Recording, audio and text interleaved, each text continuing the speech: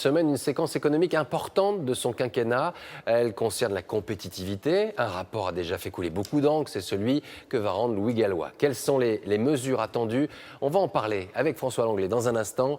Mais d'abord, pour bien comprendre les enjeux de cette question du coût du travail, importante pour nos entreprises et nos emplois, le point sur cette compétitivité française qui fait défaut avec Valérie Lerouge et Guillaume Michel.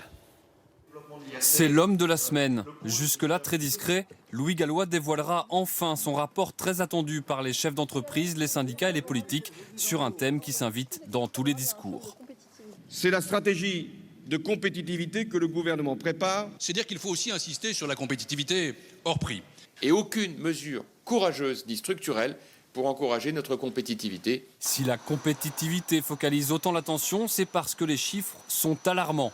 Celui de la balance commerciale d'abord. Le déficit se creuse inlassablement. Dans les années 90, la France exportait plus qu'elle importait, mais depuis 2000, c'est l'inverse. Nos entreprises perdent chaque jour un peu plus de parts de marché. Autre indicateur peu glorieux, le coût du travail. La France occupe la deuxième place du podium de l'heure de main-d'œuvre la plus chère dans la zone euro, derrière la Belgique et devant le Luxembourg puis l'Allemagne. Louis Gallois devrait donc suggérer des allègements de charges.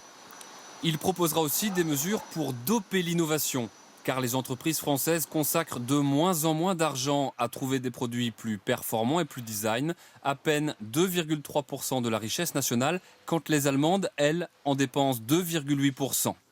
Le patronat attend donc demain un rapport Gallois très audacieux. La déception serait immense si Louis Gallois ne préconisait pas un choc de compétitivité très significatif et à mettre en œuvre très rapidement. Après la remise du rapport Gallois, il faudra en effet surtout voir ce que le gouvernement retient. On le saura dès mardi. Alors justement, François, semaine clé importante. D'abord, que restera-t-il dans ce rapport Gallois, complet, amendé? On s'y perd un peu. Oui, Laurent, le rapport remis demain par ce grand industriel devrait préconiser en principe une baisse des charges sociales d'une 30aine de milliards d'euros. C'est assez important pour faire baisser d'autant le coût du travail payé par l'entreprise. Il devrait aussi recommander d'étaler cette réforme sur 2 à 3 ans et de la financer pour partie par la CSG, pour partie par des taxes sur la consommation.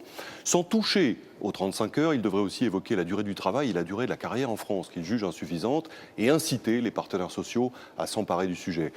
Il devrait y avoir enfin dans ce rapport des propositions pour la formation des salariés et pour le lancement de nouveaux grands projets industriels européens. Alors vous restez avec nous, il y a un exemple apparemment à suivre, c'est l'exemple allemand. Leur entreprise